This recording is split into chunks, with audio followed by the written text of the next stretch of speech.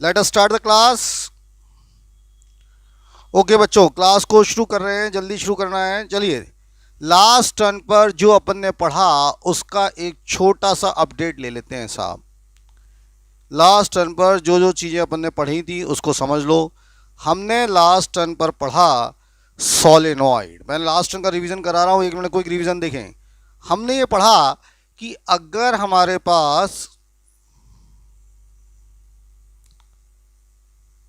कुछ इस तरह का कॉइल है, अगर हमारे पास कुछ इस तरह का एक कॉइल है, जैसा कि मैं बता रहा हूँ, बोर्ड पर देखना ध्यान से। क्या अपन ने लास्ट टाइम पे पढ़ा था, बोर्ड पर समझने की कोशिश करते हैं। Just check it on the board. अगर हमारे पास कुछ इस तरह का कॉइल है ऐसा, और इसमें अपन ने यहां से करंट पास किया और ये करंट घूमता हुआ ऐसा निकला, तो ये साउथ पोल और ये नॉर्थ पोल, और इसको हम लोग कहते हैं सोलेनॉइड। ऐसा हमने लास्ट टर्न पर पढ़ा था। आपको ये सब याद होना चाहिए कि this is known as solenoid. इसको अपन लोग क्या कहते थे यार? सोलेनॉइड कहते थे। ये सबके दिमाग में फीड है कि this is known as solenoid. अब हमने बताया कि इसकी जो मैग्नेटिक लाइंस ऑफ फोर्सेस होती हैं, अगर हम बात करें मैग्नेटिक लाइंस ऑफ फोर्सेस की, तो अगर हम जब मैग्नेटिक लाइंस ऑफ फोर्सेस इसकी देखते थे तो आपको याद हो वो साउथ से बाहर जाती थी। अगर आपको याद हो तो बाहर जाती थी नॉर्थ से साउथ, ऐसे बाहर ऐसे जाती थी, ब्लैक कलर की देखो, नॉर्थ से साउथ जाती थी यार ऐसे। और अंदर जाती थी, अगर अंदर वाली आपको याद है तो मैंने आपको बताया था कि अंदर जाती थी, कलर दिखेगा, हाँ दिख रहा है, अंदर जाती थी साउथ टू नॉर्थ, ये येलो कलर भी दिख रहा है इस पर, ऐसे जाती थी यार। तो ये सब बातें समझ में आती हैं। ये सोलेनॉइड था। फिर हमने यहाँ पर पढ़ा कि इसकी जो मैग्नेटिक फील्ड होती थी, जो मैग्नेटिक फील्ड का जो फॉर्मूला होता था, मैं आपको कुछ याद दिलाता हूँ। मैग्नेटिक फील्ड का फॉर्मूला वो होता था बी इज इक्वल टू के एन आई, ये होती थी यार। यहाँ पर के जो होता था कांस्टेंट होता था, इसकी वैल्यू 4 पाई इंटू 10⁻⁻⁷ होती थी। एन होते थे नंबर ऑफ टर्न्स, एन होते थे नंबर ऑफ टर्न्स होते थे, और आई जो है वो करंट होता था। आई जो इसमें जो होता था वो करंट होता था। तो इस तरह से ये चीज़ें चलती थी। के की वैल्यू 4 पाई इंटू 10⁻⁷ होती थी, एन नंबर ऑफ टर्न्स होते थे, और आई जो होता था वो क्या होता था? करंट होता था। और ये अपन इससे मैग्नेटिक फील्ड निकालते थे, और मैग्नेटिक फील्ड का यूनिट टेस्ला आता था। ऐसा अपन ने लास्ट टर्न पर देखा था यार। तो यहाँ तक तो कोई दिक्कत ही नहीं होगी यार। अब अपन ने लास्ट टर्न पर जो दूसरी चीज़ देखी वो समझो कि इलेक्ट्रोमैग्नेट। बोर्ड पर देखें यार, इलेक्ट्रोमैग्नेट। इस इलेक्ट्रोमैग्नेट में अपन ने क्या देखा था? अगर आपको याद हो कि अगर एक सॉफ्ट आयरन का कॉइल ले लें हम, जैसे हमने एक सॉफ्ट आयरन का मान लीजिए कॉइल ले लिया, तो ये येलो रंग का एक अपने सॉफ्ट आयरन का अपन ने कॉइल ले लिया यार, ये दिख रहा है कॉइल ले लिया। इस कॉइल के ऊपर ये सॉफ्ट आयरन, ये सॉफ्ट आयरन है यार। इस कॉइल के ऊपर हमने क्या किया? इस कॉइल के ऊपर हमने एक वायर को लपेट दिया, ऐसे वायर को ऐसे लपेट दिया ऐसे, और यहां से करंट पास किया। तो ये एंड साउथ और ये एंड नॉर्थ, इसको हम लोग कहते थे electromagnet. If you can see, इसको हम लोग क्या कहते थे? इलेक्ट्रोमैग्नेट कहते थे। इलेक्ट्रोमैग्नेट और सोलेनॉइड में बस अंतर ये होता है, देखो ये बताते हैं, देखो जरा अंतर। अंतर क्या होता है कि जैसे अपन बताते थे कि सोलेनॉइड के अंदर, ये पुराना वाला आ जाएगा, यहाँ पर पुराना वाला दिखा रहा हूँ, कि सोलेनॉइड के अंदर क्या होता था कि ये अंदर आयरन कोर नहीं होती थी। देखो आप यहाँ से देखोगे कि सोलेनॉइड के अंदर क्या नहीं होती थी? आयरन कोर नहीं होती थी, है ना। और अगर आप इसको देखोगे इसके अंदर, तो इसके अंदर क्या होता था? देखो आयरन कोर होता था। तो ये बात हमें समझनी पड़ेगी कि इसके अंदर क्या होता था? आयरन कोर होता था। ये जो इलेक्ट्रोमैग्नेट होती थी, यहाँ पर साउथ पोल होता था और यहाँ पर नॉर्थ पोल होता था, मैंने बताया था। अब इसका जो यूजेस होते थे इलेक्ट्रोमैग्नेट के, मैं आपको याद दिलाता हूँ। इसके जो यूजेस होते थे इलेक्ट्रोमैग्नेट के, वो पहला यूज होता था, आपको याद हो, क्रेन में हम इसको यूज़ करते थे, एक जगह से दूसरी जगह इसको ले जाना है बड़े आयरन को। फिर मैंने बताया था बैल में यूज़ होता था, टेलीफोन्स में इसको यूज़ करते थे। तो ये सारी की सारी जो चीज़ें थी ये यूज़ होती थी। फिर हमने एक चीज़, नेक्स्ट चीज़ जो पढ़ी थी साहब, वो नेक्स्ट चीज़ पढ़ी थी इलेक्ट्रोमैग्नेट के बाद, डिफरेंस पढ़ा था। किस किस में डिफरेंस पढ़ा था अपन ने? दो चीज़ों में डिफरेंस पढ़ा था। पहले इधर होता था अपना इलेक्ट्रोमैग्नेट, इलेक्ट्रोमैग्नेट पढ़ा था इधर अपन ने, और इधर अपन ने पढ़ा था परमानेंट मैग्नेट, या परमानेंट मैग्नेट को अपन बार मैग्नेट भी कह सकते हैं। पहला डिफरेंस अपन ने ये देखा था कि जो इलेक्ट्रोमैग्नेट होती थी, ये टेम्परेरी मैग्नेट होती थी, टेम्परेरी मैग्नेट होती थी। और जो ये मैग्नेट होती थी ये परमानेंट मैग्नेट होती थी। ये कैसी मैग्नेट होती थी? परमानेंट। पहला डिफरेंस अपना ये हुआ करता था। दूसरा डिफरेंस अपना ये था, इसमें polarity can be changed. Polarity can be changed का मतलब होता है नॉर्थ को साउथ कर सकते हैं, साउथ को नॉर्थ कर सकते हैं। क्यों कर सकते हैं साहब? क्योंकि उसके अंदर करंट का डायरेक्शन चेंज कर दो। यहाँ पर पोलैरिटी जो है वो फिक्स होती थी, पोलैरिटी जो है वो फिक्स्ड होती थी। तीसरा अपन ने देखा था कि इसकी जो स्ट्रेंथ होती थी कैन बी चेंज्ड। अब स्ट्रेंथ कैसे चेंज होती थी सर? स्ट्रेंथ ऐसे चेंज होती थी, स्ट्रेंथ ऐसे चेंज होती थी कि अपन करंट बढ़ा दो, आपको याद हो 20 प्रोपोर्शनल टू आई, या करंट कम कर दो। यहां पर स्ट्रेंथ को अपन क्या नहीं कर सकते थे? Can not be changed, strength can not be change. तो ये सब बातें अपन ने लास्ट टर्न पर देखी थी मैग्नेट के अंदर और इसके अंदर। और एक डिफरेंस और होता था कि ये बनता था सॉफ्ट आयरन का। If you remember this is made of soft iron, और इसको अपन बनाते थे किस चीज़ का बनाते थे? स्टील का बना लेते थे, क्रोमियम का भी बना सकते थे, इन सब चीज़ों का बनता था। तो ये सब बातें अपन ने लास्ट टर्न पर करी थी। ये इतनी बातें आपको समझ में आ गई होंगी। तो ये सब बातें अपन ने लास्ट टर्न पर। तो कुल मिला के लास्ट टर्न का फटाफट रिवीजन देखो सर, फटाफट रिवीजन कैसे होगा लास्ट टर्न का? बोर्ड पर देखेंगे फटाफट जो लास्ट टर्न में पढ़ा था, ये फाइल को अपन सेव कर लिए। ये सोलेनॉइड पढ़ा अपन ने पहले लास्ट टर्न पर, V = KNI। फिर अपन ने यहाँ से देखा कि इलेक्ट्रोमैग्नेट ऐसी होती है, ये इलेक्ट्रोमैग्नेट पढ़ा।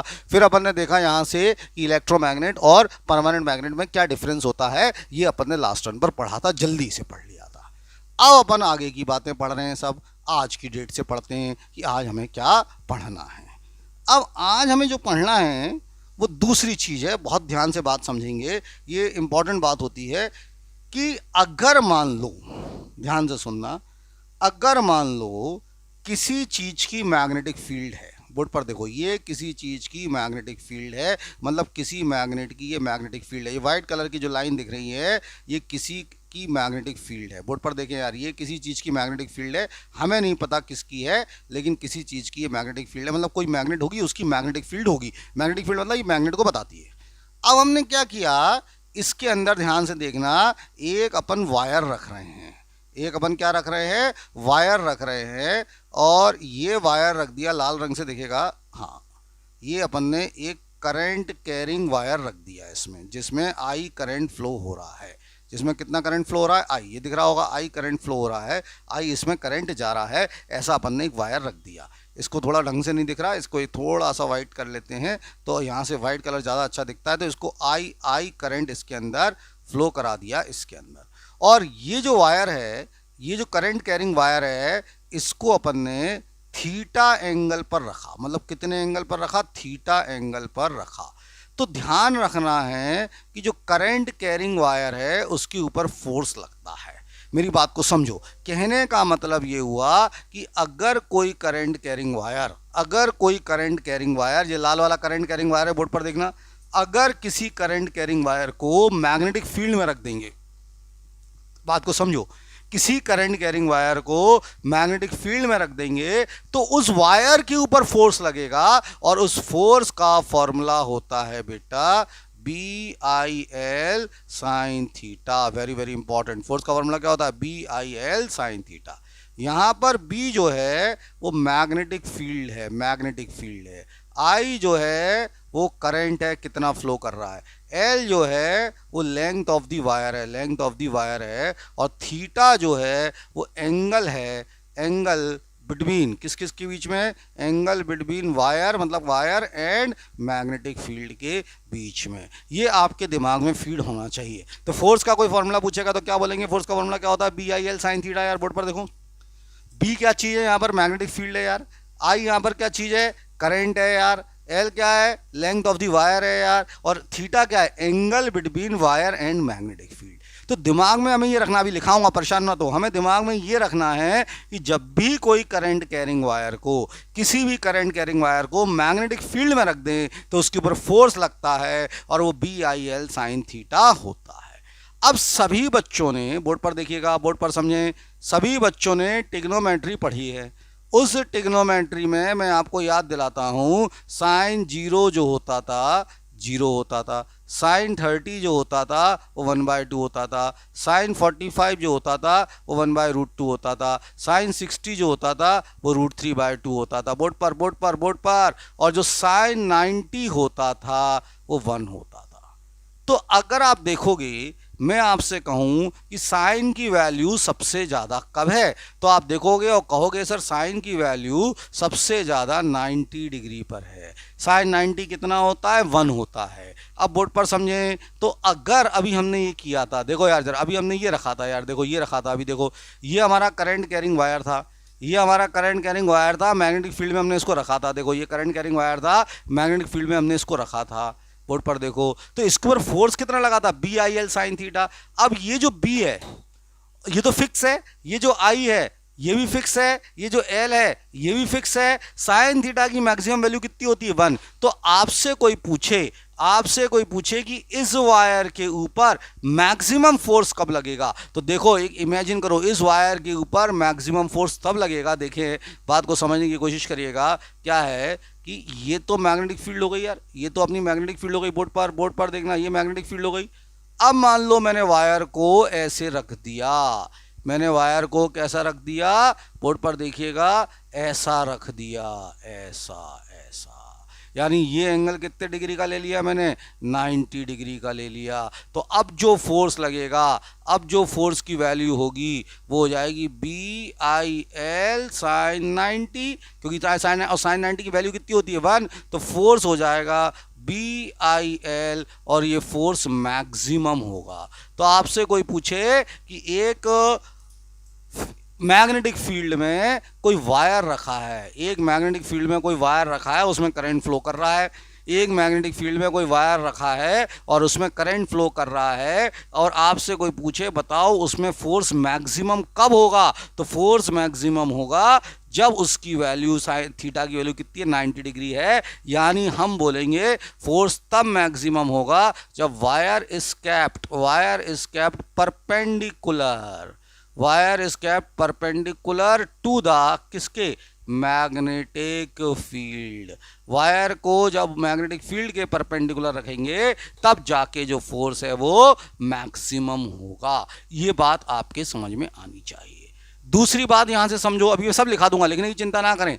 दूसरी बात समझें, मान लो वायर ऐसे रखा है, बोर्ड पर देखो कैसे रखा है वायर, जल्दी से बोर्ड पर देखें, ये मैग्नेटिक फील्ड है, ये मैग्नेटिक फील्ड है, बोर्ड पर देखो ये मैग्नेटिक फील्ड है। अब हमारा जो वायर था वो लाल रंग का था, वायर को हमने ऐसे रख दिया, ऐसे ऐसे। अब मुझे बताओ वायर ऐसे रखा है, देखो ऐसे रखा है, तो थीटा कितना हो गया। अब अगर आप समझदार हो तो एंगल हो गया 0 डिग्री। क्यों हो गया 0 डिग्री, क्योंकि उसी के डायरेक्शन में रखा है। तो फोर्स का फॉर्मूला कितना हो जाएगा, BIL साइन 0, और साइन 0 की वैल्यू कितनी होती है, 0। तो BIL 0 इंटू एनीथिंग कितना हो गया, 0। तो फोर्स कितना हो जाएगा, 0। कहने का मतलब ये हुआ कि फोर्स जब वायर मैग्नेटिक फील्ड के पैरेलल होता है, whenever a wire is parallel to the magnetic field then force acting on it is 0। तो इतनी बातें आपके दिमाग में फीड हो जानी चाहिए, इतनी बातें आपको समझ में आ जानी चाहिए। फाइनली अपन दोबारा आ रहे हैं अपने टॉपिक पर, बात को समझने की कोशिश करेंगे और हर चीज़ को ध्यान से समझने की कोशिश करेंगे। आज हमने लिया ये टॉपिक कि हमारे पास एक क्या है, हमारे पास मैग्नेटिक फील्ड है। बोर्ड पर देखो ये मैग्नेटिक फील्ड है, ये मैग्नेटिक फील्ड दिख रही है आपको, यहाँ पर दिख रही है मैग्नेटिक फील्ड, ये दिख रही है। अब इस मैग्नेटिक फील्ड में करंट कैरिंग वायर रख दिया, ये करंट कैरिंग वायर है यार मैग्नेटिक फील्ड में, कितने एंगल पर रखा, थीटा एंगल पर रखा। ये दिख रहा है आपको, ये थीटा एंगल दिख रहा होगा, यहाँ से देखते जाओ बोर्ड पर सब चमक रहा होगा, ये थीटा एंगल है, देखो ये थीटा एंगल है, ये वाला एंगल थीटा हो गया, ये वाला you can see this angle is theta, ये एंगल थीटा है। तो इस लाल वाले वायर के ऊपर फोर्स लगेगा और फोर्स का फॉर्मूला होगा, कितना होगा फोर्स का फॉर्मूला, BIL साइन थीटा। इतना फोर्स का फॉर्मूला रहने वाला है। इस फोर्स को अपन इतना कहते हैं कि this is BIL sine theta, इतना फोर्स का फॉर्मूला रखना है। अब अगर मान लो वायर को अपन ने परपेंडिकुलर रख दिया यार, ऐसे रख दिया, देखो वायर को ऐसे रख दिया, परपेंडिकुलर डायरेक्शन में रख दिया। 90 डिग्री पर रख दिया वायर को परपेंडिकुलर रख दिया यार। अब साइन 90 की वैल्यू दुनिया में सबसे ज़्यादा होती है, कितनी होती है 1, तो फिर फोर्स का फॉर्मूला हो जाएगा BIL साइन 90, और साइन 90 1 होता है तो फोर्स का फॉर्मूला कितना हो जाएगा, BIL हो जाएगा। और मान लो हमने उसको पैरेलल रख दिया यार, ऐसे पैरेलल रख दिया, दिख रहा है आपको, पैरेलल रख दिया, ऐसे रख दिया, तो थीटा कितना हो जाएगा, 0 हो जाएगा। तो फोर्स का फॉर्मूला कितना आ जाएगा, BIL साइन 0, यानी BIL फोर्स लगेगा ही नहीं। तो जब भी वायर पैरेलल रखा होगा तो उसके ऊपर फोर्स नहीं लगेगा, जब वो परपेंडिकुलर डायरेक्शन में रखा होगा तो फोर्स लगेगा, और जनरल रखा होगा तो फोर्स की जो वैल्यू होगी वो होगी BIL साइन थीटा। इतनी बात समझ में आनी चाहिए। अब कुछ बच्चे पूछ सकते हैं कि सर अगर मान लो उसकी वैल्यू 90 से ज़्यादा हुई तो, कुछ पूछ सकते हैं भाई वायर ऐसा रखा है, मान लो कुछ बच्चों के दिमाग में ऐसा चल रहा होगा, होते हैं बच्चे, उनने कहा नहीं सर हम तो वायर को ऐसा रखेंगे। मैं बता रहा हूँ कैसा रखेंगे साहब। उनने कहा ये मैग्नेटिक फील्ड है, ये मैग्नेटिक फील्ड है, लोगों के दिमाग में ऐसा क्वेश्चन चल रहा होगा, ये मैग्नेटिक फील्ड है। अब हमने जो वायर है उस वायर को ऐसा रख दिया, वो पूछ सकते हैं वो सर वो वायर को हमने ऐसा रख दिया, अब ये जो एंगल हुआ ये हो गया एंगल सर हमारा तो 120 डिग्री या 150 डिग्री या 180 डिग्री, तो फोर्स लगेगा, बिल्कुल लगेगा, BIL साइन 120 लगेगा।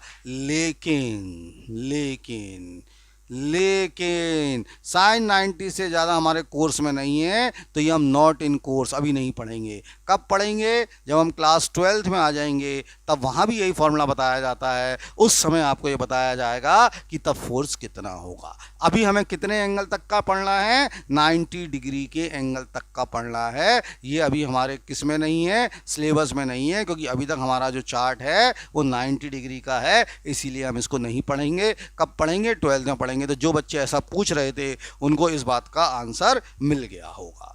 तो अब मुझे बताओ क्या इतनी बातें समझ में आ गई, जल्दी से मुझे समझाएं। अगर इतनी बातें समझ में आ गई तो फटाफट व्हाट्सएप ग्रुप में जाएंगे और यस लिखेंगे। जल्दी से व्हाट्सएप ग्रुप में जाओ और फटाफट लिखो यस, जल्दी से, फास्ट, जल्दी जाएं व्हाट्सएप ग्रुप में और यस लिखें,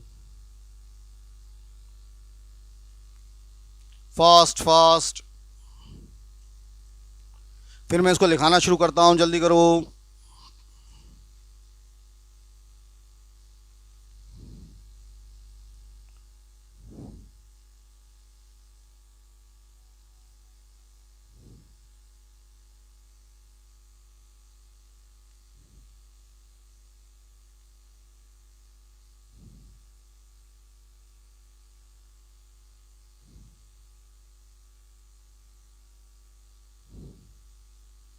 चलो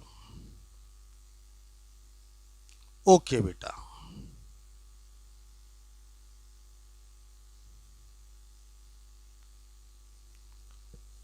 तो इतनी बातें आपको समझ में आ गई होंगी, इतनी बातें सबको क्लियर हो गई होंगी।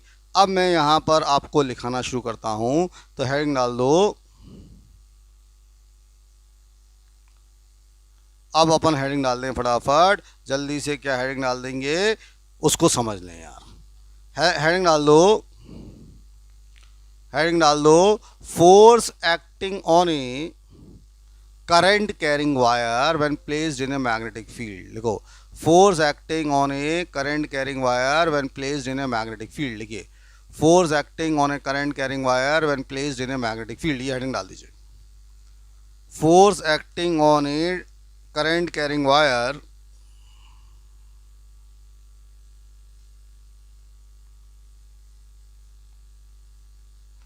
kept in a magnetic field. Force acting on a current carrying wire kept in a magnetic field. लेकिन whenever a current carrying wire, whenever a current carrying wire is placed in a magnetic field, देखो, whenever a current carrying wire is placed in a magnetic field, whenever a current carrying wire is placed in a magnetic field, it experiences a force. It experiences a force. तो whenever a current carrying wire, अपन ने देखो ये current carrying wire था, इसको place रखा magnetic field में, तो whenever current carrying wire is placed in a magnetic field, it experiences a force. It experiences a force which is given by, ये लिखा है, force is equal to BIL sin theta, which is given by force is equal to BIL sin theta. So whenever a current carrying wire is placed in the magnetic field, it experiences a force which is given by force is equal to BIL sin theta. ये बना दो lines, ये magnetic field है white वाली, ये current carrying wire है, यहाँ साफ साफ लिख देना B मैग्नेटिक फील्ड है, I करंट कैरिंग वायर है, L length of the wire है, theta angle between wire and magnetic field, theta angle है वायर और मैग्नेटिक फील्ड के बीच का। जल्दी से बना लें फटाफट, फास्ट कर लो इसको इतना।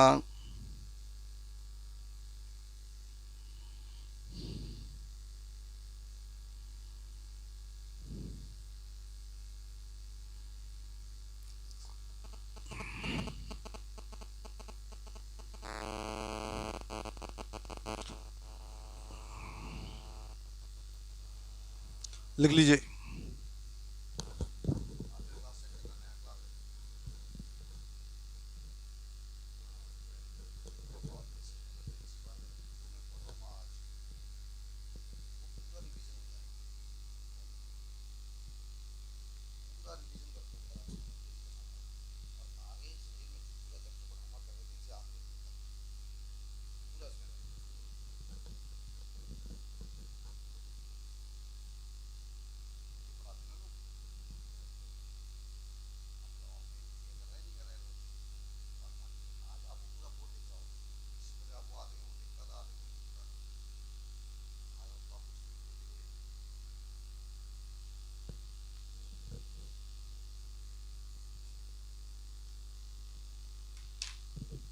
चलो यार, तो यहाँ पर ये लिख लिया होगा, फोर्स बी मैग्नेटिक फील्ड हो गई, आई करंट हो गया, L length of the wire हो गया, थीटा क्या है, angle between wire and magnetic field. फिर इसमें अपन दिखाएंगे जल्दी से, फिर अपन इसमें लिखो जल्दी से, दिखाओ जल्दी से। When wire is kept perpendicular to the magnetic field, note करके लिख लेना, when wire is kept perpendicular to the magnetic field, then force is maximum. When wire is kept perpendicular to the magnetic field, जब wire को अपन perpendicular रखेंगे magnetic field के तो force maximum लगेगा उस समय। Then force is maximum which is given by F is equal to BIL sin 90, और sin 90 की वैल्यू 1 रख दें तो फोर्स का फॉर्मूला आ जाएगा BIL,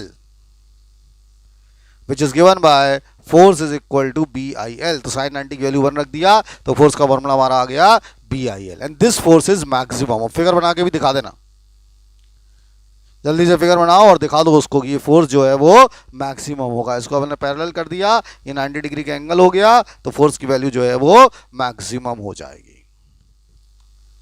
ये बातें समझ में आ गई होंगी, ठीक है। आगे बढ़ते हैं, चलिए अब आगे बढ़ो यार। If wire is kept parallel to the magnetic field, if wire is kept parallel to the magnetic field, ये वायर है अपने देखो पैरेलल दिखा दो, पैरेलल मैग्नेटिक फील्ड के पैरेलल है।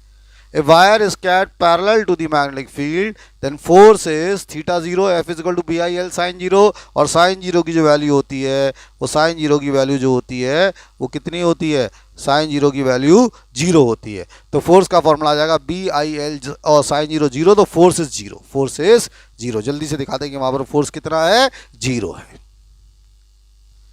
और यहां पर लिख देंगे 10 whenever a wire is kept parallel to the magnetic field, whenever a wire is kept parallel to the magnetic field, whenever a wire is kept parallel to the magnetic field then force is 0, and force is 0। जब भी wire को magnetic field के parallel रखेंगे तो force कितना होगा, 0। समझ लें जल्दी से, फास्ट।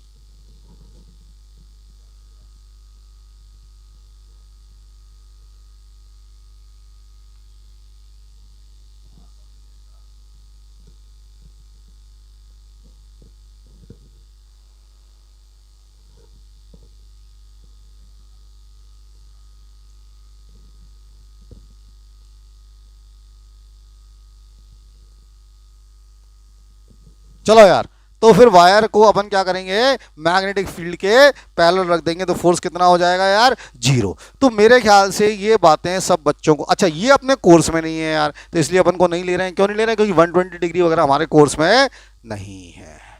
अब आ जाओ नेक्स्ट इंपॉर्टेंट बात पर, ये इंपॉर्टेंट है, ध्यान से सुनिएगा मैं क्या कहना चाह रहा हूं, ध्यान से सुनिए।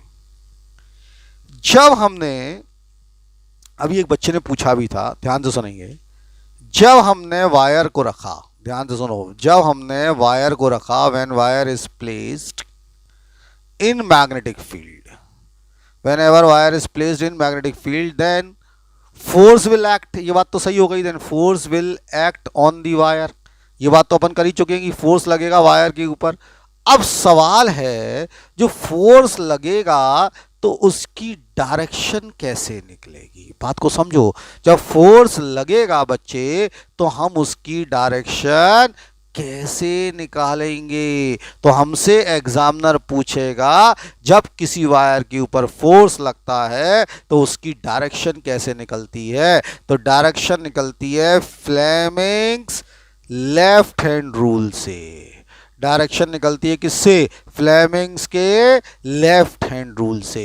ये कौन दिया था, फ्लेमिंग दिया था। तो हेडिंग डाल दो फ्लेमिंग्स लेफ्ट हैंड रूल, जल्दी से हेडिंग डाल दीजिए, फ्लेमिंग्स लेफ्ट हैंड रूल, जल्दी से हेडिंग डाल दो, फ्लेमिंग्स लेफ्ट हैंड रूल। चलो यार, अब हमें डायरेक्शन सीखनी है। आप हेडिंग डाल दो, फ्लेमिंग्स नाम है FLEMINGS, मैं अभी लिखा दूंगा, लिखने की चिंता ना करें, पहले समझ लें फ्लेमिंग्स लेफ्ट हैंड रूल। अब फ्लेमिंग्स के लेफ्ट हैंड रूल को समझना है, मैं समझा रहा हूं, ध्यान से देखेंगे बोर्ड पर, मेरी तरफ देखने की कोशिश करेंगे। अब बोर्ड गायब हो गया है, मैं आपके सामने आ गया हूं, ध्यान से देखेंगे। फ्लेमिंग्स लेफ्ट हैंड रूल क्या कहता है, फ्लेमिंग्स का लेफ्ट हैंड रूल, फ्लेमिंग्स का लेफ्ट हैंड रूल कहता है कि आप अपने लेफ्ट हैंड ले लो, बोर्ड पर ध्यान देना, समझने की चीज है। लेफ्ट हैंड ले लिया, इस लेफ्ट हैंड को आगे कर दो, लेफ्ट हैंड को आगे कर दो, हमने ले लिया। फ्लेमिंग्स का लेफ्ट हैंड रूल समझ रहे हैं, we are taking our left hand, और इस लेफ्ट हैंड को हमने आगे कर दिया। जब आपने अपने इस लेफ्ट हैंड को आगे किया, तो इसमें 3 चीजों का ध्यान रखना है। एक तो ये थंब है, देखो ये थंब, अंगूठा दिख रहा है, थंब, इसको 4 फिंगर कहते हैं, इसको 4 फिंगर कहते हैं। 4 फिंगर क्यों, इसको फर्स्ट कहेंगे, इसको सेकंड, इसको थर्ड, फोर्थ, अपन छोटी उंगली से गिनना शुरू करते हैं तो इसको 4 फिंगर कहेंगे, इसको सेंट्रल फिंगर कहेंगे। तो जब हमने अपना लेफ्ट हैंड लिया, ऐसे लेफ्ट हैंड लिया, और इन तीनों को परपेंडिकुलर कर लिया, किन तीनों को परपेंडिकुलर कर लिया, सेंट्रल फिंगर को, 4 फिंगर को और थंब को, इन तीनों को अपन ने क्या कर लिया, परपेंडिकुलर रखना है। इन तीनों को क्या रखना है, परपेंडिकुलर, समझने की कोशिश करना। परपेंडिकुलर का मतलब तो आप जानते हो, तो इन तीनों को अपन को परपेंडिकुलर रखना है। इन तीनों को अपन ने परपेंडिकुलर ले लिया। कौन कौन सी तीनों को परपेंडिकुलर ले लिया अपन ने ले लिया परपेंडिकुलर, ये वाले, इसको, ये कौन सी फिंगर है, सेंट्रल फिंगर, ये कौन सी फिंगर है, 4 फिंगर, और ये क्या है, थंब। अब अगर हमारी सेंट्रल फिंगर करंट का डायरेक्शन बताती है, किसका डायरेक्शन बताती है, करंट, सेंट्रल फिंगर किसका डायरेक्शन बताएगी, करंट का। 4 फिंगर ये जो है, ये बताएगी डायरेक्शन मैग्नेटिक फील्ड का, किसका डायरेक्शन बताएगी, मैग्नेटिक फील्ड का। तो ये थंब जो है, ये थंब बताता है डायरेक्शन फोर्स का। याद रखना, क्या, सेंट्रल फिंगर, देखो C फॉर सेंट्रल फिंगर, किसकी डायरेक्शन बताएगी, करंट की। 4 फिंगर किसकी डायरेक्शन बताएगा, मैग्नेटिक फील्ड का। तो थंब किसका डायरेक्शन बताएगा, फोर्स का। तो अगर हमें फोर्स का डायरेक्शन निकालना है, अगर हम चाहते हैं कि फोर्स का डायरेक्शन निकल जाए, तो कौन सा रूल लगाएंगे, फ्लेमिंग्स लेफ्ट हैंड रूल। अभी लिखाऊंगा, फ्लेमिंग्स लेफ्ट हैंड रूल में क्या करते हैं, लेफ्ट हैंड ले लेते हैं, सेंट्रल फिंगर, 4 फिंगर और थंब को परपेंडिकुलर रखते हैं। सेंट्रल फिंगर की डायरेक्शन होगी करंट की तरफ, इसकी डायरेक्शन होगी मैग्नेटिक फील्ड की तरफ, तो इसकी डायरेक्शन ऑटोमेटिकली आ जाएगी किसकी तरफ, फोर्स की तरफ। तो पहले मैं इसको लिखा देता हूं, फिर मैं आपके सामने दोबारा आने वाला हूं। तो हेडिंग डाल दो, फ्लेमिंग्स लेफ्ट हैंड रूल। तो just right this heading, Fleming's left hand rule. और इस फ्लेमिंग्स लेफ्ट हैंड रूल में लिखेंगे, जो मैं लिखा रहा हूं, पहली बात लिखें, Fleming's left hand rule is used to, Fleming's left hand rule is used to, लिखो, Fleming's left hand rule is used to determine the, Fleming's left hand rule is used to determine the direction of force. Fleming's left hand rule is used to determine the direction of force on a current carrying wire. Fleming's left hand rule is used to determine the direction of force on a current carrying wire placed in the magnetic field. Placed in the magnetic field. The Fleming's left hand rule is used to determine the direction of force. Fleming's left hand rule is used to determine the direction of force on a current carrying wire placed in the magnetic field. On a current carrying wire placed in the magnetic field. Full stop. लिखो. According to Fleming's left hand rule, if we stretch मतलब खींचा, if we stretch the central finger, forefinger and thumb of left hand, and thumb of क्या, left hand. बात को समझने की कोशिश करना. If we stretch, according to Fleming's law, if we stretch the central finger, forefinger and thumb of left hand, such that, कैसे, such that they all are perpendicular,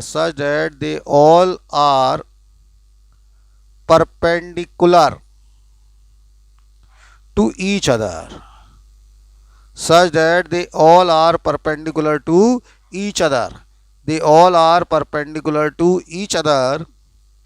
comma, then if central finger points in direction of current,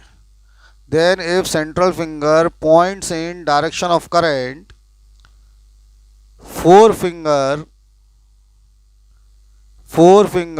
points in the direction of magnetic field, then thumb will give the direction of force. तो thumb जो है वो direction देगा किसका, force का. अगर किसी बच्चे का रह गया हो तो बोर्ड पर लिखा है, ध्यान से देख लेना. तो according to Fleming's left hand rule, if we stretch the central finger, forefinger and thumb of left hand such that they all are perpendicular to each other, then if central finger points in the direction of current, forefinger points in the direction of magnetic field, then thumb will give the direction of force. तो thumb देगा किसका direction, force का direction. इसको clear cut लिख लें, इसको कहते हैं फ्लेमिंग्स का लेफ्ट हैंड रूल.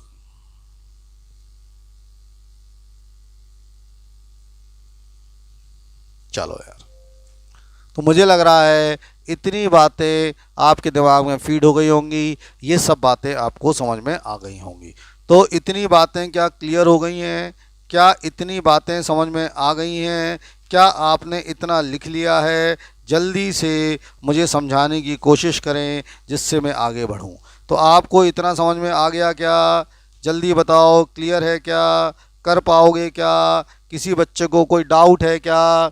अगर क्लियर है तो जल्दी से मुझे बताएं, तो हम फ्लेमिंग्स के लेफ्ट हैंड रूल में आगे बढ़ते हैं.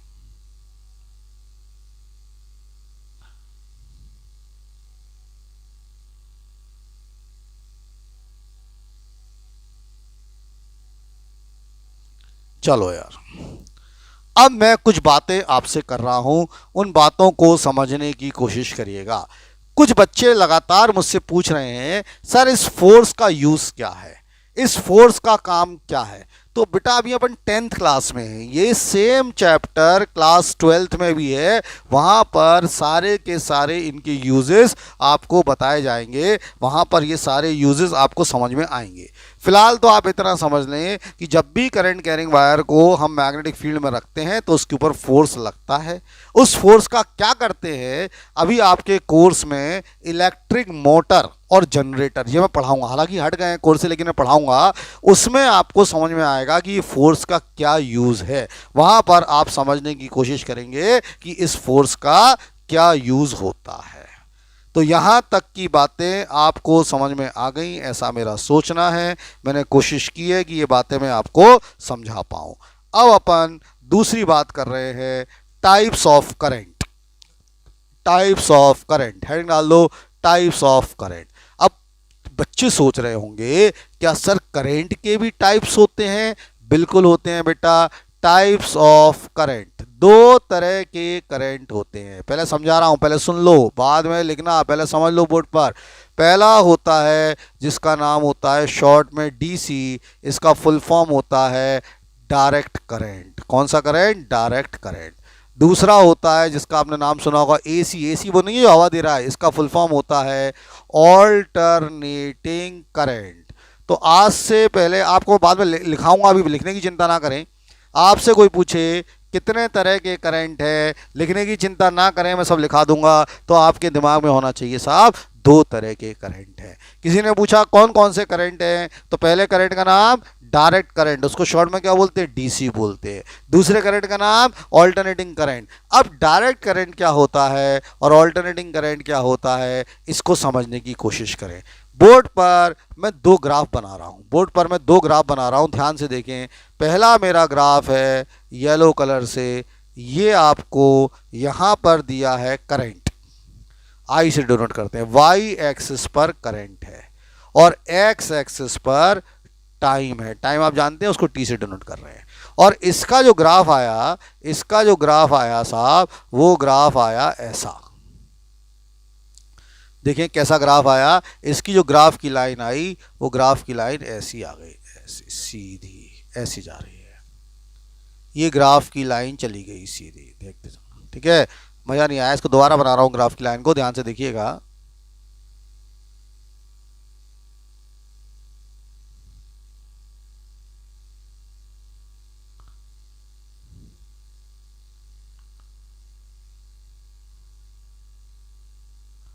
ऐसे चली गई है ना। अब मैं आपको दूसरा ग्राफ बना रहा हूं व्हाइट कलर का, ध्यान से देखना, व्हाइट कलर का ग्राफ को देखिएगा। अब मैंने आपको दूसरा एक ग्राफ बनाया, ये व्हाइट रंग से बना रहा हूं, ध्यान से देखें। तो ये हमारा करंट है और इधर हमारा टाइम है, इधर हमारा टाइम है और इधर हमारा क्या है? करंट है। ये करंट है। इसका जो ग्राफ आया करंट का, वो ग्राफ कुछ ऐसा आया, ध्यान से देखना यार। ये ऐसे गया और ऐसे आया, फिर ऐसे गया, फिर ऐसे आया, फिर ऐसे गया, फिर ऐसे आया। इसका ग्राफ ऐसे आया। अब जो पढ़े लिखे लोग हैं, जो समझदार लोग हैं, बोर्ड पर ध्यान से देखना यार। ये जो पहला ग्राफ था, ये जो पहला ग्राफ था बोर्ड पर, इसके अंदर अगर आप देख रहे हैं, ध्यान से देखो, जो पहला ग्राफ है बोर्ड पर देखो, ये जो पहला ग्राफ है बोर्ड पर देखना, ये जो पहला ग्राफ है, इसके अंदर जब टाइम 0 था तो करंट उतना ही था जितना है। जब टाइम 1 हुआ तो करंट उतना ही हुआ। देखो जब टाइम 2 हुआ तो करंट उतना ही हुआ। जिनको समझ में नहीं आ रहा बोर्ड पर दिखा रहा हूं, बोर्ड पर देखो, जिनको समझ में नहीं आ रहा मैं क्या कहना चाह रहा हूं, देखो यहां पर टाइम जो है, यहां पर जो टाइम है बेटा, वो देख 0 है। कहां पर टाइम 0 है बोर्ड पर देख, यहां पर टाइम 0 है। यहाँ पर टाइम कुछ और बड़ा होगा, मान लो 1 हो गया, यहाँ पर टाइम मान लो 2 हो गया, यहाँ पर टाइम मान लो 3 हो गया, यहाँ पर टाइम मान लो 4 हो गया। बोर्ड पर देखना, यहाँ पर टाइम 5। तो अब जब 0 था तो करंट इतना था, जब 1 आया तो अभी करंट इतना हुआ, जब 2 आया तो अभी देखो करंट इतना हुआ, जब 3 आया तो अभी करंट इतना हुआ, जब 4 आया तो अभी करंट इतना हुआ, जब 5 आया तो अभी करंट इतना हुआ। तो पहले वाला जो केस है, इस वाले केस में हो क्या रहा है, डायरेक्शन ऑफ करंट, बोर्ड पर समझना, direction of current is fixed, that is not changing. Direction of current is fixed, that is not changing. देखो करंट की डायरेक्शन चेंज नहीं हो रही, नाइदर ध्यान से सुनना, neither magnitude is changing, neither magnitude is changing, मतलब ना तो करंट का मैग्नीट्यूड चेंज हो रहा, जितना करंट का मैग्नीट्यूड पहले था उतना ही करंट का मैग्नीट्यूड अभी है। अपन ने देखने की कोशिश की, इसमें समझने की कोशिश की, यहां से अपन ने समझने की कोशिश की। अब जरा इसमें देखो यार क्या हो रहा है, ध्यान से देखना इस वाले में। पहले करंट जीरो था बोर्ड पर, देखो पहले करंट जीरो था बोर्ड पर, फिर करंट बढ़ा, फिर बढ़ा, फिर बढ़ा, फिर बढ़ा, फिर कम हुआ, फिर कम हुआ, फिर कम हुआ।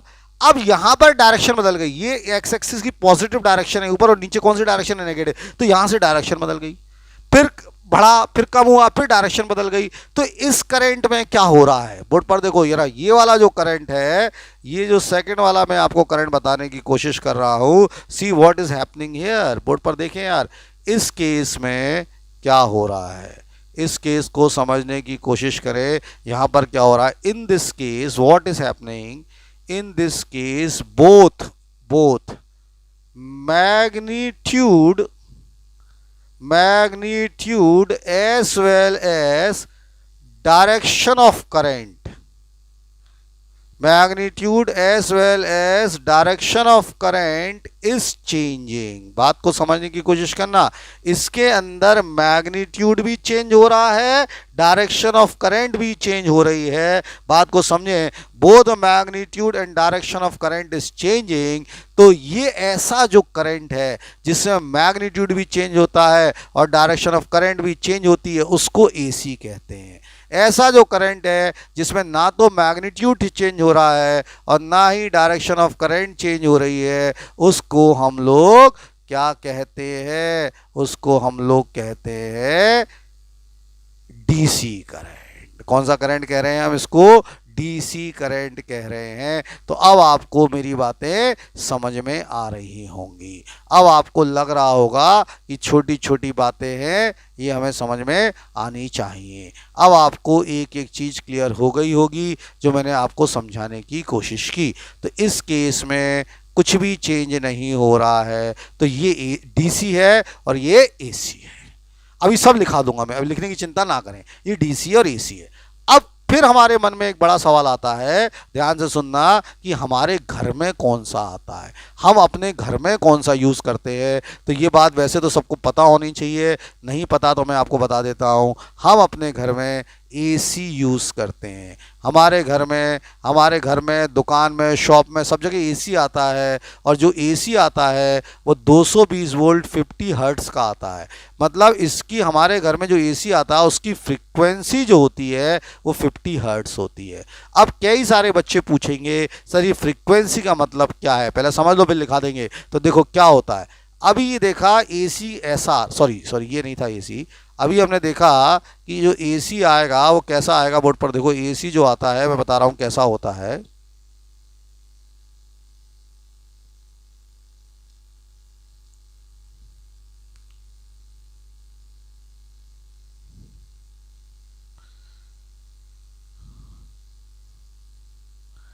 देखिए अभी हमने जो देखा था वो एसी हमारा ऐसा आया था, ये लाइन होती थी,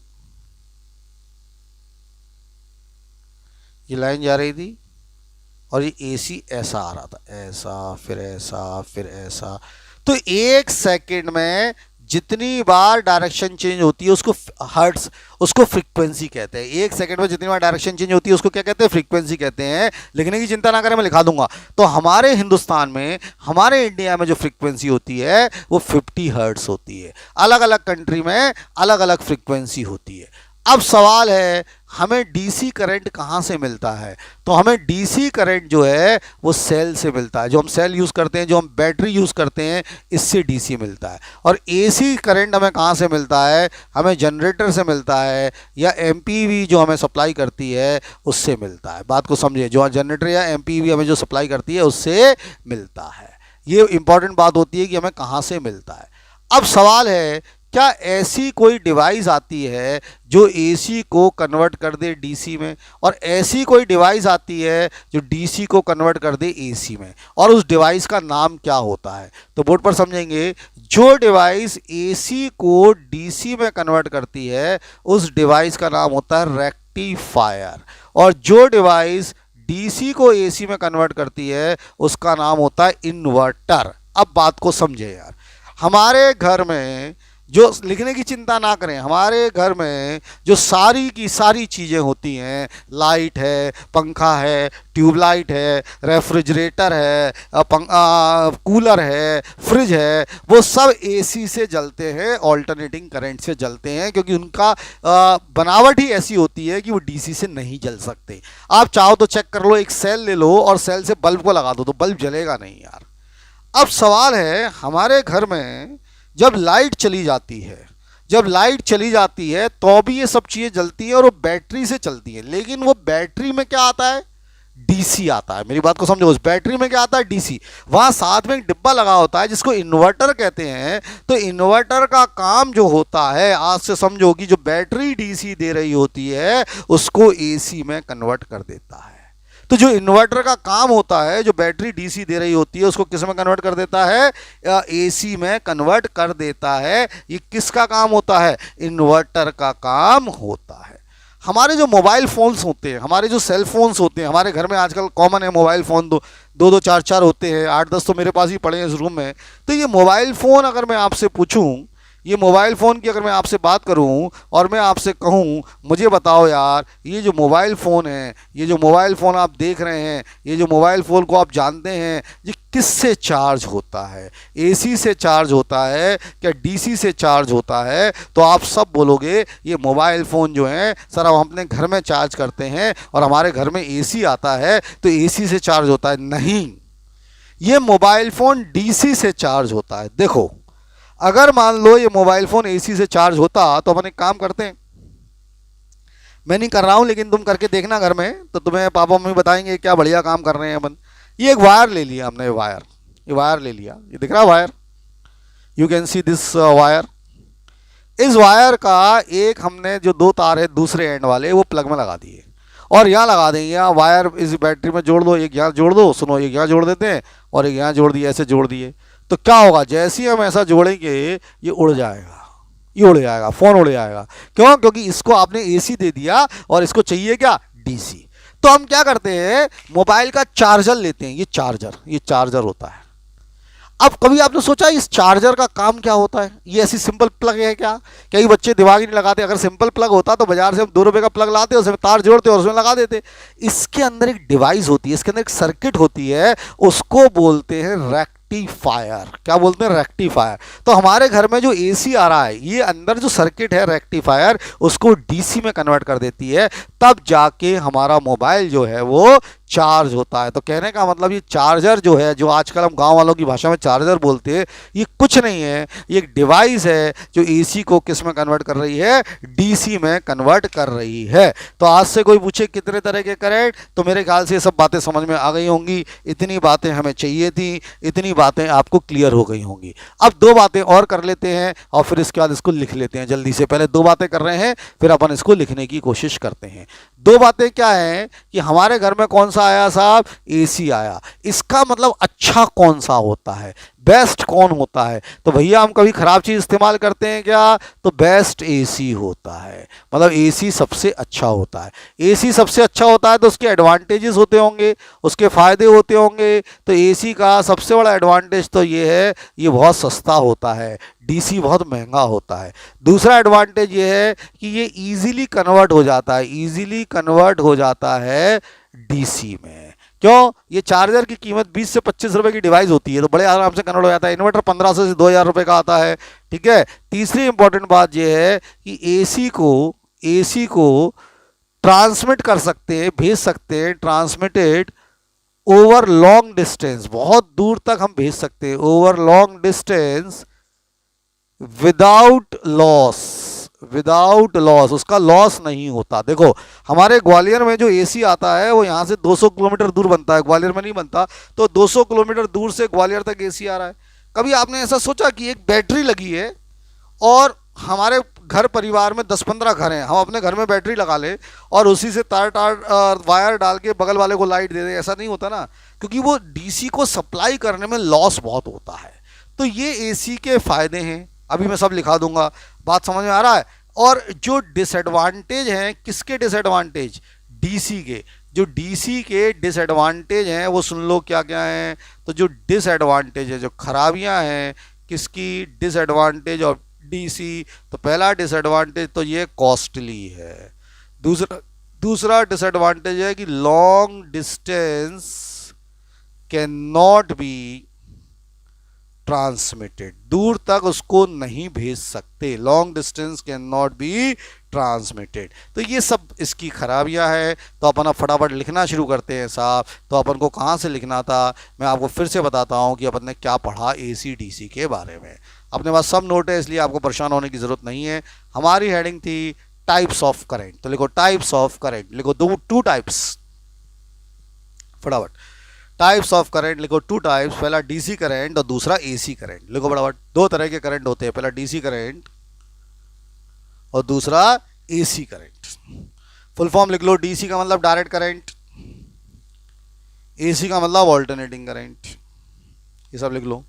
तो कोई पूछे कितने तरह के करंट होते हैं साहब, दो तरह के करंट हो गए, पहला डीसी करंट और दूसरा एसी करंट।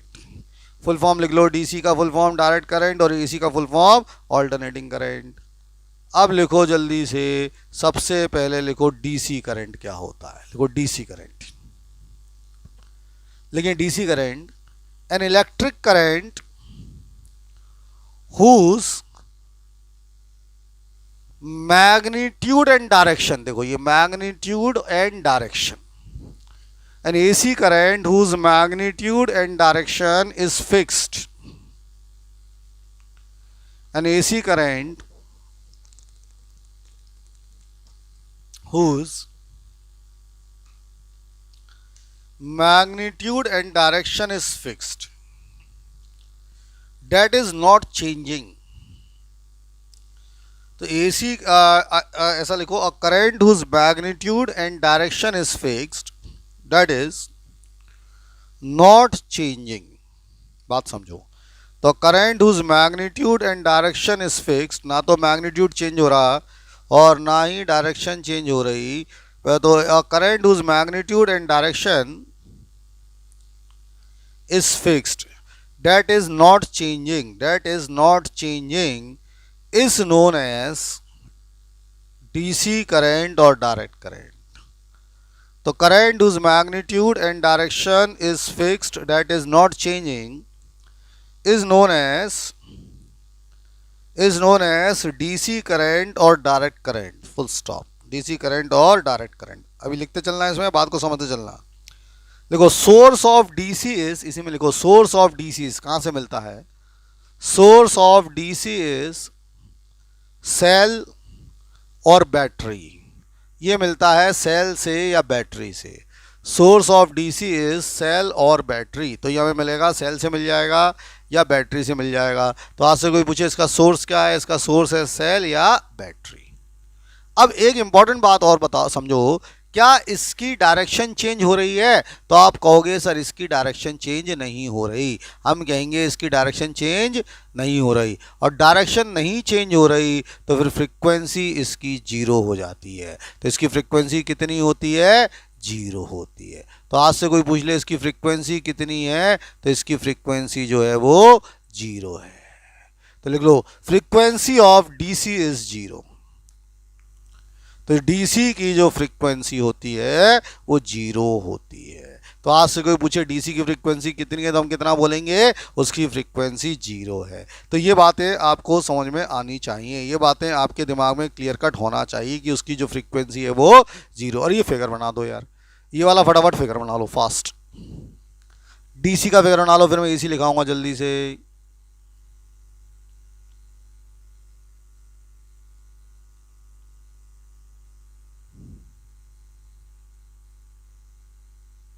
ये फिगर बना लो डीसी का, करंट इधर ले लेना है वाई एक्सिस पर, टाइम इधर ले लो, सीधी लाइन खींच दो और वहाँ दिखा दो कि इसकी जो डायरेक्शन है वो चेंज नहीं हो रही, मैग्नीट्यूड भी चेंज नहीं हो रहा। करो जल्दी से, बता दो फास्ट।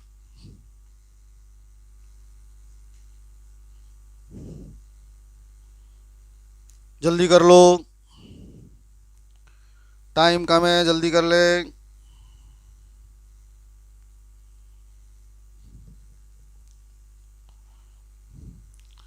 अब इसके बाद एसी लिखना, और एसी का मैं लिखाऊंगा बाद में, पहले ये वाला फिगर बना देना। डीसी लिखो, उसमें ये बना दो, एसी का ये वाला फिगर बना दो, जल्दी से फास्ट करो।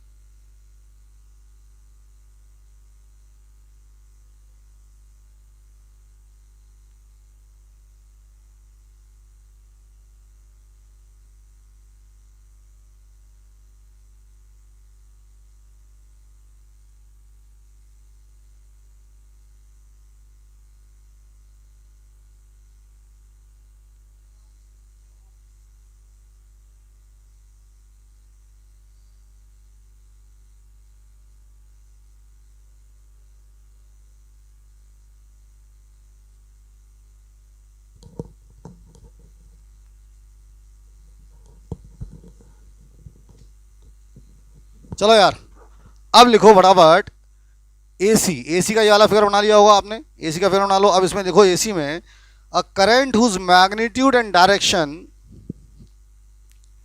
a current whose magnitude and direction both changes with time, a current whose magnitude and direction both changes with time,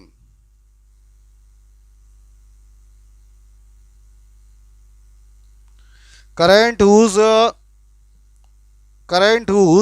magnitude and direction, देखो बोर्ड पर समझा रहा हूं, magnitude and direction both changes with time, दोनों change हो रहे हैं time के साथ, इज नोन एज एसी। तो current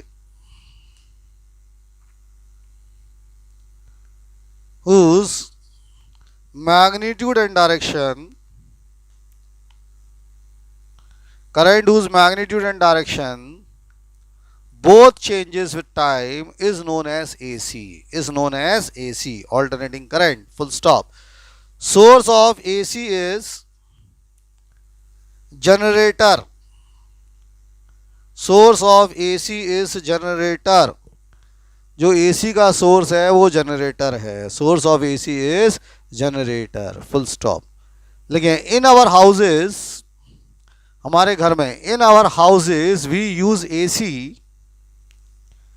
in our houses we use AC of 220 volt supply and frequency 50 hertz.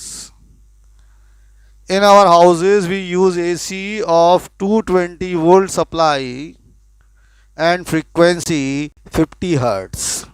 हम अपने घर में जो एसी का इस्तेमाल करते हैं उसका वोल्टेज होता है 220 वोल्ट और फ्रीक्वेंसी होती है कितनी, 50 हर्ट्ज। तो ये सब बातें पता होनी चाहिए,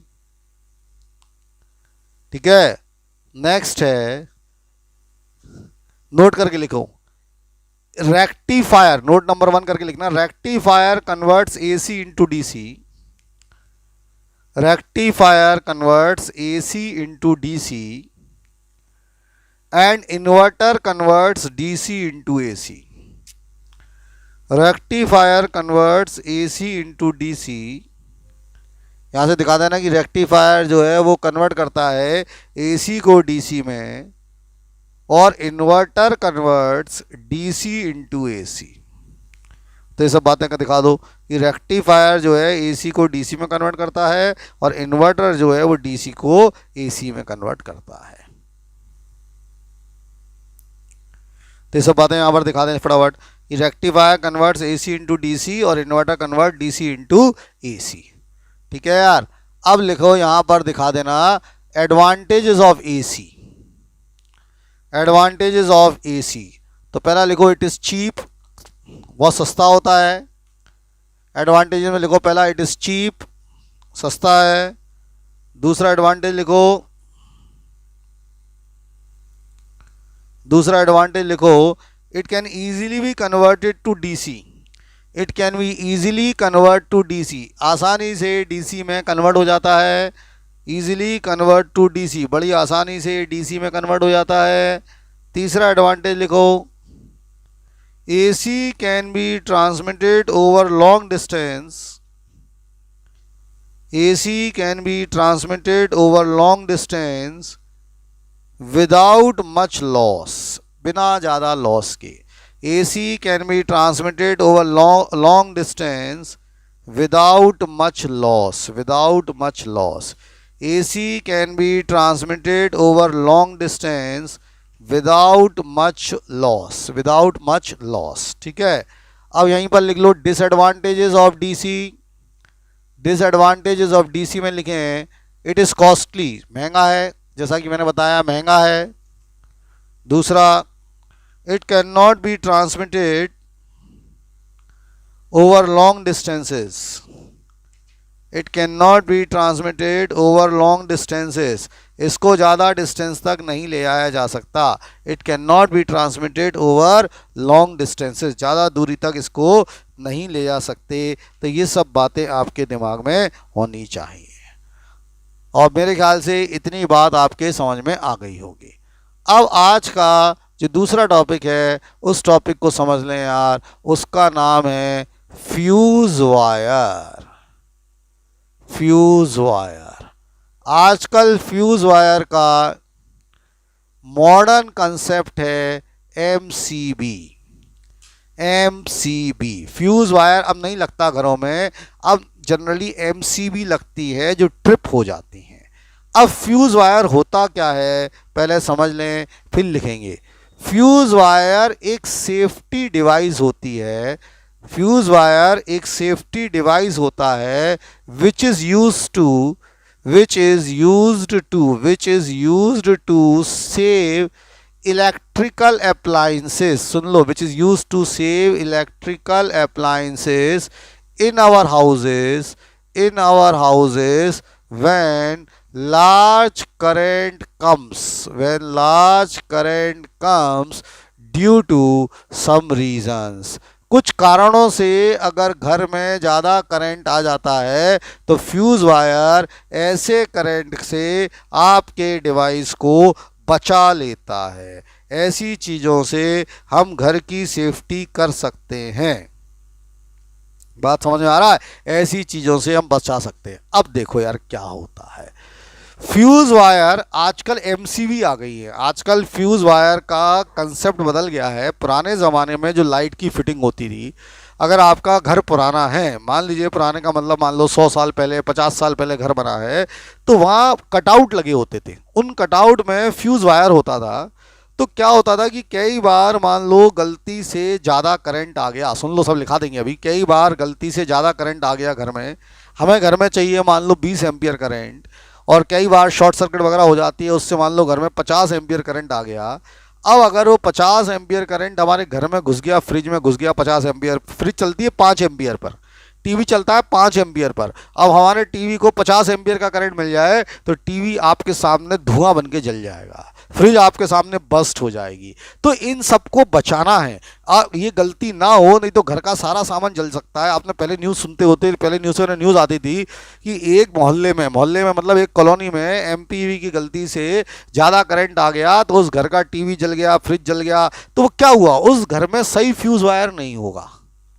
आजकल फ्यूज वायर का मॉडर्न कंसेप्ट MCB आ गई है। फ्यूज वायर क्या होता है, बार बार बदलना पड़ता था, और MCB क्या होती है, ट्रिप हो जाती है। ट्रिप का मतलब वो नीचे गिर जाती है। नीचे गिरने का मतलब ये होता है वो करंट की सप्लाई को रोक देती है। गिरने का मतलब ये नहीं कि सड़क पर गिर गई, गिरने का मतलब वो है कि वो करंट की सप्लाई को रोक देती है, उसको MCB कहते हैं। तो फ्यूज वायर एक सेफ्टी डिवाइस है जो हमारे घर की चीज़ों को बचा रहा है, किससे, जब ज़्यादा करंट आ जाए। अभी लिखा दूंगा। एक बार एक क्वेश्चन आया था कि एक घर में in a house 10 ampere fuse wire is used, ऐसा क्वेश्चन आया था।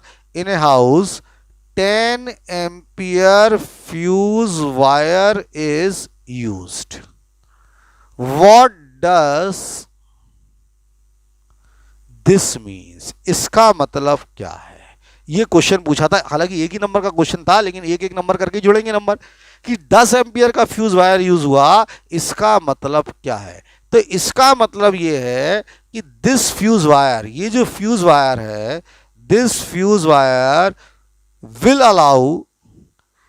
Allow current up to 10 ampere to pass. बात को समझने की कोशिश करना, मतलब ये जो फ्यूज वायर है 10 एम्पियर तक का करंट अलाउ कर देगा। मतलब 1 एम्पियर जा रहा है वो कहेगा जाओ, 2 एम्पियर जा रहा है वो कहेगा जाओ, 3 एम्पियर जा रहा है वो कहेगा जाओ, 10 एम्पियर जा रहा है वो कहेगा जाओ। लेकिन व्हेन करंट मोर देन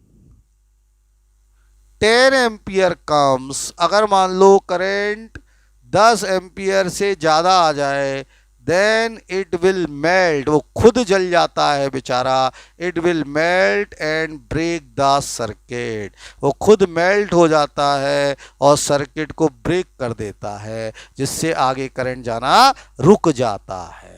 और हम फिर क्या करते हैं, उस वायर को बदल देते हैं, उस फ्यूज वायर को बदल देते हैं, तो दोबारा से करंट आना शुरू हो जाता है। ये इसका सबसे बड़ा काम है। तो जो फ्यूज वायर का किसका बनता होगा, तो फ्यूज वायर की जो प्रॉपर्टी होती है साहब, वो प्रॉपर्टी फ्यूज वायर की कैसी होती होंगी? उस फ्यूज वायर की प्रॉपर्टी साहब कुछ ऐसी होती है कि एक तो उसका जो मेल्टिंग पॉइंट होता है, जो मेल्टिंग पॉइंट होता है वो लो होता है, कम होता है, तभी तो मेल्ट होगा। मान लो आपने एक ऐसा फ्यूज वायर लगा दिया, लोहे का तार लगा दिया और लोहे का ढेर सारा तार लगा दिया, तो वो क्या होगा? मेल्ट ही नहीं होगा। अब मेल्ट ही नहीं होगा तो क्या होगा? वो तो बच जाएगा, घर की चीजें जल जाएंगी। मेल्टिंग पॉइंट लो होता है और ये बनता है लेड टिन अलॉय का। मतलब इसमें दो चीज़ें होती हैं, लेड और टिन होती हैं, 50-50%। 50% लेड होता है और 50% टिन होता है। ये इसके अंदर चीज़ें होती हैं जो आपको पता होनी चाहिए। तो हेडिंग डाल दो जल्दी से, फ्यूज वायर मैं लिखा रहा हूँ, ये जल्दी से हेडिंग डाल दीजिए। फ्यूज वायर लिखो, फ्यूज वायर लिखिए, फ्यूज वायर लिखो। Fuse wire is a safety device, fuse wire is a safety device which is used to save the electrical appliances. Fuse wire is a safety device which is used to save the electrical appliances due to overflow of current. Due to overflow of current. The fuse wire is a safety device which is used to save the electrical appliances due to overflow of current. Due to overflow of current. जब current का flow ज़्यादा हो जाता है, जब current का flow ज़्यादा हो जाता है तो हम कहते हैं कि फ्यूज वायर का यूज़ होता है। It is a safety device which is use to save the electrical appliances in our houses due to overflow of current. Due to overflow of current. Paragraph change करके लिखें, fuse wire is made up of, इसकी बात कर रहे हैं, fuse wire is made up of lead and tin alloy, इसकी बात चल रही है। Fuse wire is made up of lead and tin alloy. Fuse wire is made up of lead and tin alloy, 50% lead and 50% tin, full stop. फिर लिखे melting point of fuse wire is low. ये जो melting point होता है fuse wire का वो लो होता है। Melting point of fuse wire is लो, ठीक है। और आखिरी एक इंपॉर्टेंट बात और करनी है, घर में आपको पता है कि सारी चीज़ें जो हैं, घर में आपको जानकारी है कि जो सारी चीज़ें होती हैं वो पैरेलल में लगाई जाती हैं। ये इंपॉर्टेंट बात बता रहा हूँ, घर में सारी चीज़ें जो है वो पैरेलल में लगाई जाती हैं। केवल फ्यूज वायर एक ऐसी चीज़ है जो घर में सीरीज में लगता है। ये बहुत इंपॉर्टेंट बात बता रहा हूँ। तो लिखो, fuse wire is always applied in series in our houses. Fuse wire is always applied in series in our houses. Fuse wire को हमेशा सीरीज में लगाते हैं। Fuse wire is always applied in series in our houses. हमारे घर में fuse wire हमेशा काय में लगता है? सीरीज में लगता है। ये क्वेश्चन लिख लो, क्वेश्चन के फॉर्म में लिख लो, there is a fuse wire of 10 ampere. इसे क्वेश्चन के फॉर्म में लिख लो, there is a fuse wire of 10 ampere what does this means, इसका मतलब क्या है?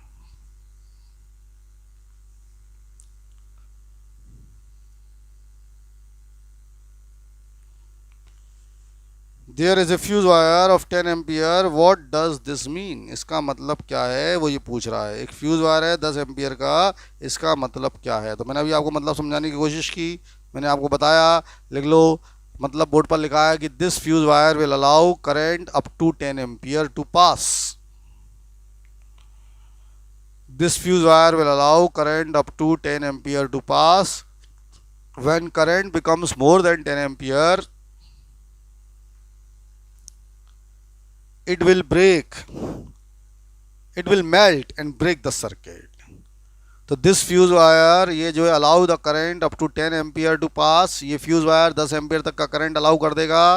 और करंट जब 10 एम्पियर से ज़्यादा हो जाएगा, when current becomes more than 10 ampere, then it melts, वो मेल्ट हो जाता है। Then it melts and break the circuit, वो मेल्ट हो जाएगा और सर्किट जो है वो ब्रेक हो जाएगी।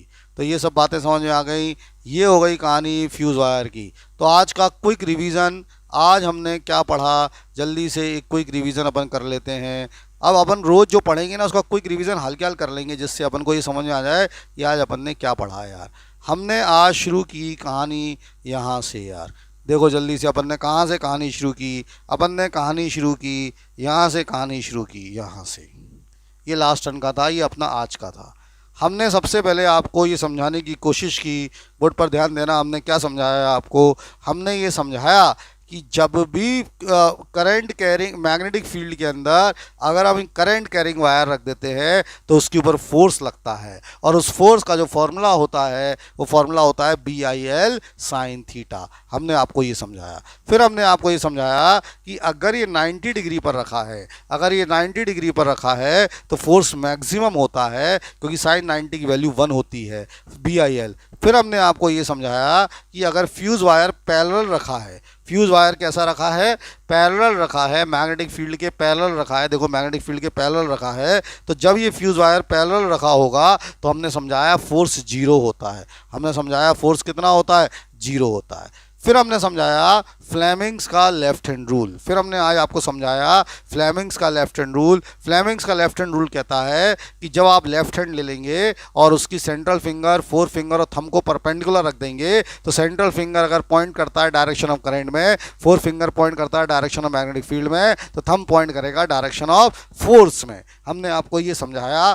फिर हमने आपको समझाया, यहाँ से ये तो फ्लेमिंग्स का लेफ्ट हैंड रूल का स्टेटमेंट हो गया। फिर हमने आपको समझाया टाइप्स ऑफ करंट, दो तरह के करंट होते हैं, एक DC होता है और एक AC होता है। फिर हमने बताया कि DC करंट वो होता है जिसके अंदर मैग्नीट्यूड और डायरेक्शन चेंज नहीं होते, ना तो मैग्नीट्यूड चेंज होता ना डायरेक्शन चेंज होता। और हमने बताया AC करंट वो होता है जिसमें मैग्नीट्यूड भी चेंज होता है, डायरेक्शन भी चेंज होती है। हमने ऐसा आपको फिगर बना के दिखाया। फिर हमने आपको समझाया कि हमारे घर में जो आता है वो AC आता है और उसकी फ्रीक्वेंसी 50 हर्ट्ज होती है, वोल्टेज कितना होता है? 200 होता है। फिर हमने आपको समझाया कि जो डिवाइस AC को DC में कन्वर्ट करती है उसका नाम रेक्टिफायर होता है, और जो डिवाइस DC को AC में कन्वर्ट करती है उसका नाम इन्वर्टर होता है। फिर हमने आपको समझाया DC मिलता है सेल से, बैटरी से, AC मिलता है जनरेटर और MPEV से।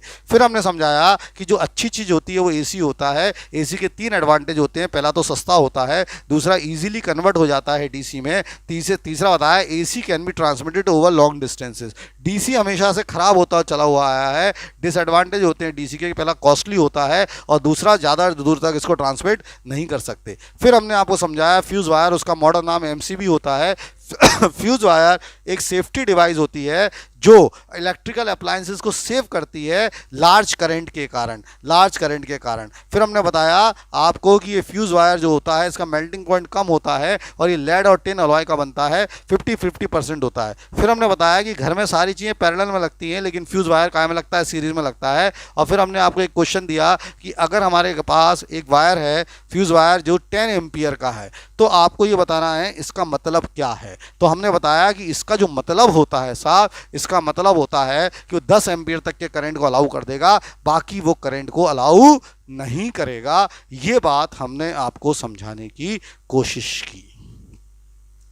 तो अब आप मुझे बताओ ईमानदारी से, अभी क्लास खत्म नहीं हुआ, बातचीत कर रहा हूं, बातचीत कर रहे हैं, इतनी बातें क्या आपको वाकई समझ में आ गई हैं?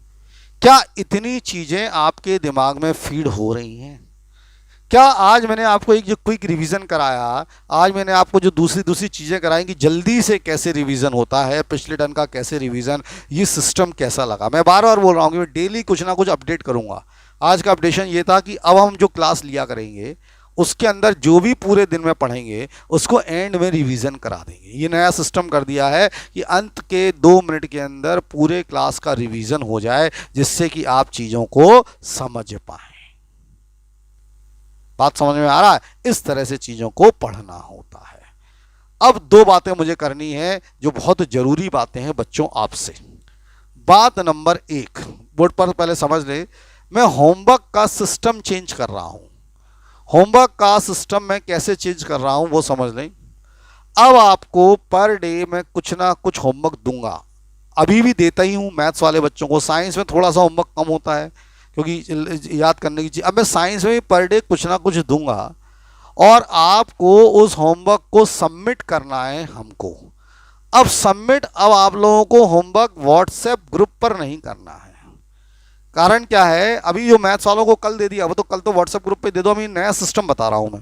कारण क्या होता है कि जब हम व्हाट्सएप ग्रुप पर सबमिट करते हैं तो व्हाट्सएप ग्रुप पर बहुत सारे मैसेजेस आ जाते हैं। तो एक अगर ग्रुप को चेक करो तो 500 से 600 मैसेज रहते हैं पूरे सुबह से शाम।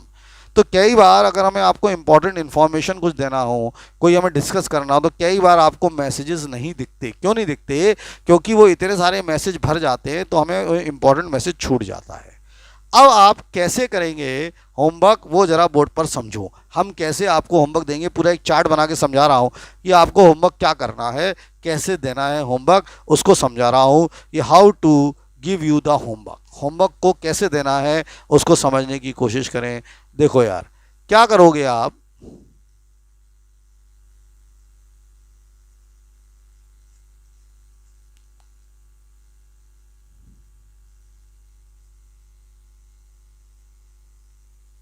बोर्ड पर देखो क्या करना पड़ेगा, ध्यान से देखेंगे। होमवर्क के लिए हमें क्या करना है उसको समझो। हम आपको जो घर क्लासेस का ऐप है, पूरा प्रोसेस समझो। घर क्लासेस के ऐप से होमवर्क करना है। कैसे करेंगे? घर क्लासेस के ऐप से होमवर्क समझें। हम आपको असाइनमेंट का एक कॉलम आता है। जब आप घर क्लासेस का ऐप खोलेंगे तो उसमें असाइनमेंट का कॉलम होगा ऊपर, जैसे ऊपर आप वो करते थे तो वहाँ पर वीडियो के पहले से असाइनमेंट आएगा। उस असाइनमेंट में आपके पास होमवर्क शीट आएगी। होमवर्क शीट आएगी। जब ये होमवर्क शीट आपको असाइन कर देंगे तो जो भी आपने हमें नंबर लिखाया है उस नंबर पर मैसेज पहुंचेगा। मेरी बात समझो, जो भी आपने हमें नंबर, जो भी नंबर आपका सेव होगा घर क्लासेस के ऐप में, उस पर मैसेज पहुंचेगा, नोटिफिकेशन पहुंचेगा कि हमने आपको होमवर्क दे दिया। और हम इसको व्हाट्सएप ग्रुप में भी भेज देंगे। व्हाट्सएप ग्रुप में भी भेज देंगे कि हमने आपको होमवर्क मिल गया है। बात नंबर 2, जब ये असाइनमेंट आपके पास पहुंचेगा तो वहां लिखा होगा time up to which is to be submitted, up to which it is to be submitted. बात को समझने की कोशिश करें। जैसे मान लो मैंने आपको आज होमवर्क दिया 1 तारीख को, तो वहाँ पर मान लो लिखा होगा, टाइम लिखा होगा, मैसेज में भी आएगा कि आपको 3 सितंबर तक 2:30 तक जमा करना है। तो 3 सितंबर तक 2:30 तक ही आपको जमा करना होगा। जिन जिन बच्चों का होमवर्क जमा हो जाएगा, जो जो बच्चों का होमवर्क सबमिट हो जाएगा, उनके पास एक दूसरा मैसेज पहुंचेगा जिसमें लिखेगा योर वर्क इज सबमिटेड। ऐसा लिख के आएगा कि आपका वर्क जो है वो सबमिट हो गया। जिन बच्चों का होमवर्क सबमिट नहीं